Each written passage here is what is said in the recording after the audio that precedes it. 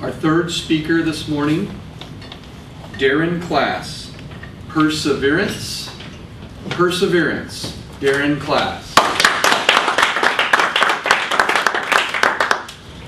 Other than public speaking, who here has a fear, whether it's rational or irrational, of something, whether it's claustrophobia, spiders, fear of height, fear of water? I have an irrational fear. It's the fear of heights. That's a really peculiar fear for someone to have when as a child they wanted to be an astronaut. I was determined to be an astronaut though, so I was not going to let my fear of heights overcome me. I was going to persevere.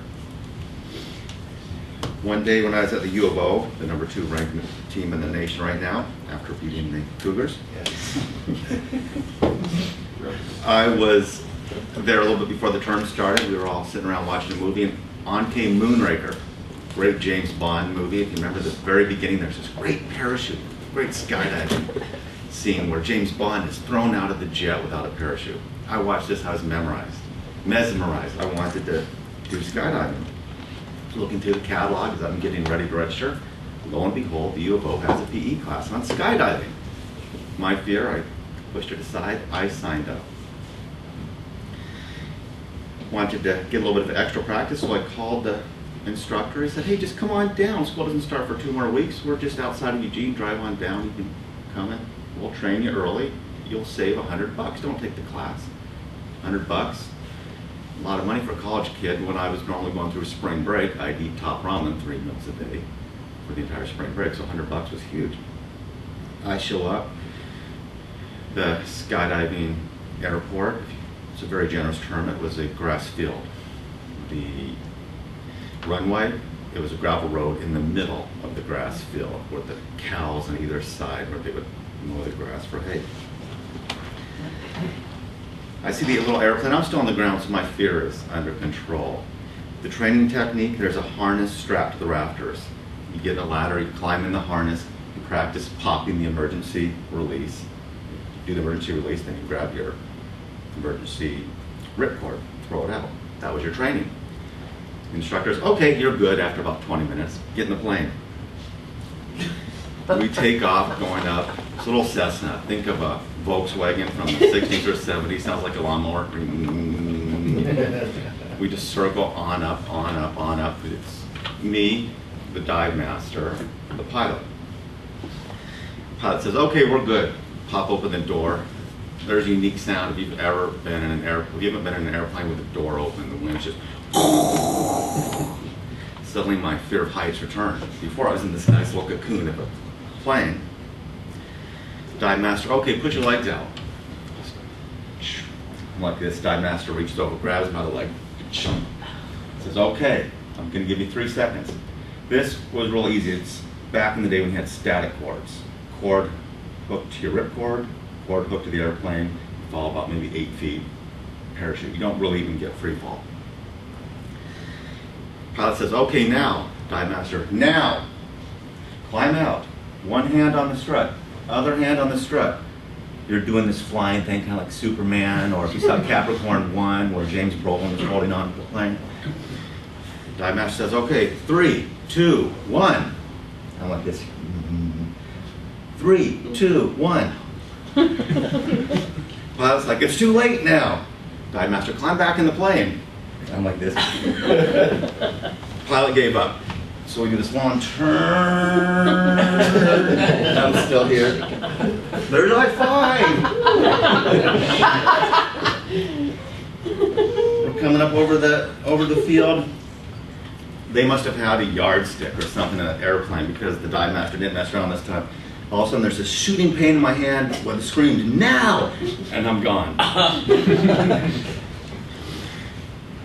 2 seconds of fear, and then you're under, this was the big round parachutes, not the squares, no tandem jumping, none of that sissy stuff. You're all by yourself, you're floating.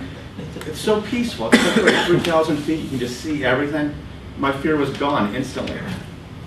Back on the ground, I was hooked. I kept skydiving. I graduated to a more controllable, still round parachute. The only problem was the ripcord was in a different place. I didn't get any real training on this new parachute. I get up in the airplane. By this point, they open the door and you crouch and you jump and you do the Superman. That's where you dive out and gravity pulls you kind of back up as your torso bottoms out. I did it's supposed to be 10 seconds, but when you're scared, 10 seconds is more like 2 seconds. I start reaching for the ripcord. I can't find the ripcord. When you're falling from an airplane, you get something called ground rush. That's where you start out and everything's blue up here, and as you look down, the ground starts getting bigger and bigger, and you're mesmerized by the ground coming rushing towards you, and you're like, oh wow, that's kind of scary. And I can't find my ripcord, and I'm like this, trying to find the ripcord. I was told later that the pilot stopped looking for me because he thought I was going to splat on the ground. Oh. And I'm like this, trying to, because the ripcord is somewhere on my leg, I can't find it. And I start to think, well, maybe I should pull the emergency parachute. And then I remember there's a $50 fee for repacking that emergency parachute. I am not. I'm still ground rush coming up. Finally, I flew and it's on my leg, so I start down at my knee and I come up until I finally, and I had shorts on, so as soon as I found fabric, I could inch up. I found it, let it go, because I was not going to spend that $50. I was so relieved. My final try with skydiving, and this is where my fear finally overcame me. I don't know if you've ever been to more of the non-profit type of diving club. You have the big ones like Sheridan, the paved runways, the whole 9 yards. These ones have the gravel strips, strand of cottonwood trees at the end of the runway, 100 feet easy. Normally we were taken off towards the east, no trees. When the wind changed, we were taken off towards the west with those trees. The whole idea with skydiving is cram as many people as you can in that airplane to drive down cost. So we're in a little Cessna, 8 people. Pilot has the brakes on, he has that baby just revved, probably like a carrier takeoff. The whole plane is shaking. Lets off the brake, plane screaming down the runway. There's the trees. All of a sudden all the alarms start going off. The stall alarm, the low speed alarm. But what is that? That's a stall alarm. Next one, higher shriek. What's that? Low speed. What's that? The next one, pilot, don't worry about it. Plane over the trees, back down to get speed. Then we go up.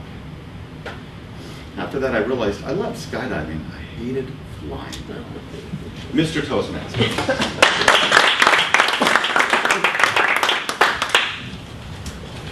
Thank you, Darrin.